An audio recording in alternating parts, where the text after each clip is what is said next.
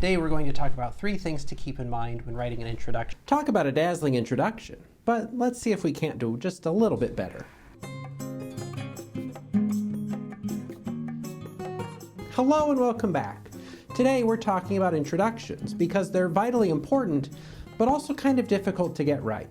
At least they can be if you don't know what you're doing. But if that's the case, you're in the right place, because we're going to make sure that you do know what you're doing, and it all begins with an understanding of the unique role that an introduction should play.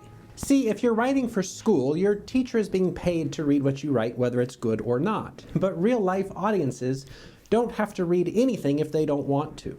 So your introduction has the unique job of convincing readers that what you have to say will be worth their time. In other words, an introduction is a first impression, so it needs to be a fair representation of what you have to say, even as it motivates your readers to give you some of their precious time. And if you want to persuade a reader that your argument is worth their time, you can make that good first impression by keeping these 3 principles in mind. When you write a paper, odds are that you spent days, maybe even weeks, or realistically at least a couple of hours, researching your topic and putting together your argument. So you've got stacks of sources and piles of personal insight, and you know your stuff through and through. But a reader doesn't, and you can get yourself into a lot of trouble when you assume that a reader already has all of the background information that they need. So an introduction is a chance to tell your reader what they need to know in order to grasp your argument. So for example, if you want to make the argument that schools in a particular district should serve free lunches to all students, you'll want to tell your readers what they need to know about schools and lunches and children in general before they get into the particulars of your argument. The other trick is to make sure that you're telling your reader the least amount of information that they need in order to understand your argument. Minimal context really is the way to go. I've seen way too many papers that start out way too broad for the topic at hand and end up wasting a lot of time and space. For example, you don't need to start out by saying, "Since the dawn of time, societies have been populated by children who need to eat lunch. With the introduction of schools, children came to a place where they could eat lunch. As a result, schools started preparing and selling lunches to children." This is a problem for about 78 reasons, but here are the main issues. 1, this paper is not actually about lunch in general since the dawn of time. It's about lunch at a particular school district. So this opening context gives readers the wrong impression of what they're getting themselves into. 2, this context makes a load of claims that A, your readers probably won't question, and B, that you would have a hard time verifying if they did question it.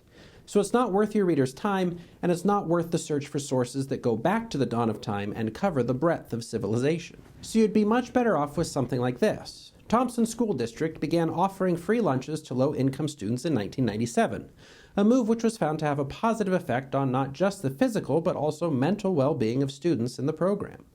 Now, in light of rising concerns over the mental health of adolescents, it makes sense to expand that program to include all students regardless of family income. See how this context gets right to the actual point of the paper? We don't need to retread the whole of human history to understand this argument about this school district. But we need something, some background to know what's going on before the writer dives into the details of the argument itself. Oh, and as a side note, it's okay, actually it's good, to cite sources in an introduction. There's this weird thing I see all the time where people write introductions that make claims and then don't cite any sources, as if they think that's not allowed in an introduction for some reason. But it is. Cite the sources right away so that readers can't challenge you before you've even gotten started. Now, if you've ever watched a TV show where they provide a recap of the previous week's episode, then you know what I'm talking about when I'm talking about providing context efficiently. They never replay all of the episodes since the beginning, they just replay a few highlights to get viewers up to speed. Because once a person is caught up on the context, they're in a much better position to care about what's coming next. If you want people to care about what you have to say, it's a good idea to show them why it matters. I've said before that I think that raising awareness is probably the most useless rhetorical goal there is. Raising awareness seems to be a way to satisfy somebody's sense that they're doing something without actually doing anything to address a problem. And the real issue here is that people can be aware of something and still not care about it. I can't tell you the number of times I've been handed a flyer about something that I immediately threw out.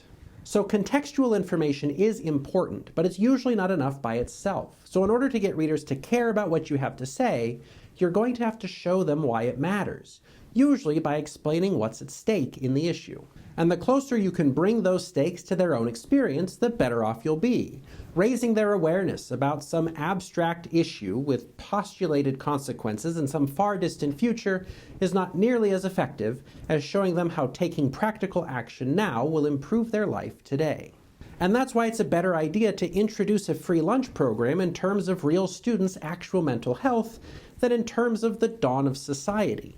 It's really easy to care about actual people, but it's relatively more difficult to care about the earliest days of civilization. In fact, this is why I think it's so important to think in terms of showing readers why your paper matters in order to get them invested. Otherwise, you'll fall victim to the counterproductive advice that you should get readers invested with a hook. And we've talked about why hooks aren't a great way to get a paper started, but I'll reiterate briefly here. Hooks are cheap, shallow tricks. They often involve invoking the dawn of time, the whole of human society, or even technology in general, instead of addressing the actual topic of the paper at hand. Wayne Booth even wrote about a student who started every paper with profanity, all in order to hook a reader. And sure, that sort of thing might catch someone's attention, but it will wear off pretty quickly when they realize that your paper has nothing to do with that flashy hook. It's like knowing how to play one song on a guitar, playing it at the start of a party, and then spending the rest of the night explaining to everyone why that wasn't a good representation of who you really are. So put the idea of a hook out of your head. They make the wrong kinds of first impressions, and they set your readers up for disappointment when they realize that you replaced meaningful substance with cheap, flashy ploys. Instead, focus on getting your readers to truly care about what you have to say by showing them why it matters and what's at stake for them. Now that you have an efficient introduction that motivates readers to care about what you have to say, it's time to tell them exactly what they're getting themselves into. It's time, in other words, to show them what your unique contribution to the topic will be. And that's because there are no doubt scads of other papers that your readers could be reading instead of yours, so you need to show them what they can only get from you. What does your paper offer that no other paper can? Maybe that's a unique perspective on a specific school district. Maybe it's making the connection between school lunches and mental health, or maybe it's proposing a new way to fund such a program. The point is that readers won't have a reason to keep reading if they can't see what your paper has to add. If it's just rehashing what other people have said, they could just go read those other papers and articles. Most commonly, you can set your paper apart with a distinct thesis statement, and we've talked elsewhere on the channel about how you can do that. There's more than one way to effectively articulate your unique contribution, but no matter how you do it, you have to do it. That's because it's too common to see introductions that do give a fair overview of the topic, but then stop short of actually saying what the particular paper is going to be about. Cliffhangers and dramatic reveals might be good for mid-season finales, but they're pretty crummy for academic writing. Just make a strong first impression up front and tell readers what they're signing up for. Otherwise, they may be inclined to look elsewhere. So, for a quick recap, your introduction will do a much better job of persuading your readers to keep reading when it gives them enough context to understand your argument, gets them to care by showing them why your topic matters, and then sets your paper apart by outlining your unique contribution. No matter how good your actual argument may be, if you have a weak introduction, your readers may never even see it. So it's crucially important to make a strong first impression so that your readers can see your paper for the interesting and important piece that it is. And as a final tip, you might consider writing your introduction last. I sometimes don't really know what my argument is going to be until I finish writing it, and then once I have, it's a lot easier to know how to introduce my readers to it. Just because an introduction comes first in the paper, that doesn't mean it has to be the first thing that you write. But that's all for today. Hopefully this update is a valuable one that can continue to support you as you write effective introductions that will bring your readers into your brilliant and meaningful work. As always, thanks for watching. If you have questions, let me know, and we'll meet next week for more adrenaline-packed writing fun.